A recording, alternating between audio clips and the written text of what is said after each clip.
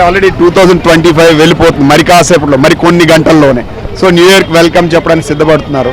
So ఇప్పుడు అంటే జనరల్గా మీరు అంటే ఫీల్ అయితే ఇప్పుడు న్యూ ఇయర్లో ఓ పాత బాధను మర్చిపోవాలి, కొత్తగా స్టార్ట్ చేయాలి, సో ఇలా ఏం చెప్పబోతున్నారు?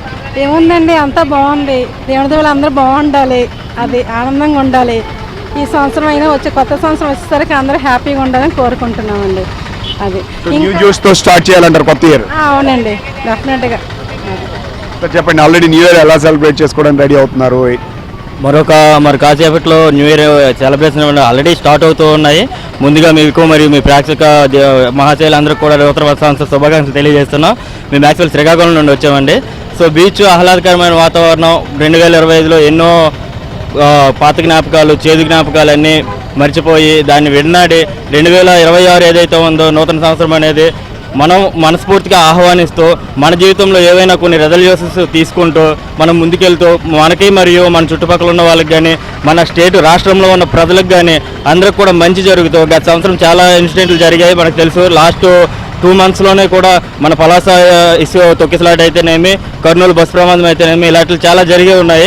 సో అటువంటి వాటికి అవకాశం కానీ ఆస్కారం కానీ లేకుండా ఆ భగవంతుడు ఎప్పుడు కూడా రాష్ట్ర ప్రజలందరికీ కూడా చల్లని దీర్ఘాయుష్యులో ప్రసాదించాలని మీ తరఫున నేను కోరుకుంటున్నాను సార్. అందరికీ నూతన సంవత్సర శుభాకాంక్షలు, ధన్యవాదాలు సార్. సో చూడొచ్చు, ఆల్రెడీ టూరిస్టులు వీళ్ళంతా కూడా ఇతర ప్రాంతాల నుంచి వచ్చారు. ఇప్పుడు మనకు ఆల్రెడీ క్రౌడ్ పూల్ ఏదైతే జనాలు కనిపిస్తున్నారు వీళ్ళంతా కూడా ఇతర ప్రాంతాల నుంచి వచ్చినటువంటి టూరిస్టులు. సో వీళ్ళంతా కూడా ఇక్కడ ఎందుకంటే కాసేపు దాదాపు 11:30 దాటిన తర్వాత నుంచి బీచ్ అంతా కూడా ఫుల్గా క్రౌడ్ పూల్ అవుతుంది. ఇప్పటికే ఆల్రెడీ బీచ్కి చేరుకొని వాళ్ళంతా కూడా ఎంజాయ్ చేస్తున్నారు. మరోవైపు సో సిటీలో కూడా అనేక చోట్ల ఈవెంట్స్తో ఆర్గనైజ్ చేస్తున్నటువంటి పరిస్థితి ఉంది. పాత సంవత్సరాన్ని ప్రతి ఒక్కరు కూడా ఖచ్చితంగా ఉన్నటువంటి చేదు జ్ఞాపకాలను వీటినో నెమరు వేసుకుంటూ అవి మళ్ళీ జరగకూడదు, కొత్త జ్ఞాపకాలతో కొత్త సంవత్సరంలో అడుగు పెట్టాలని సో దాని వెల్కమ్ పలికేందుకు ఆల్రెడీ ఇప్పటికే బీచ్కి చాలామంది చేరుకున్నటువంటి పరిస్థితి అయితే ఉంది.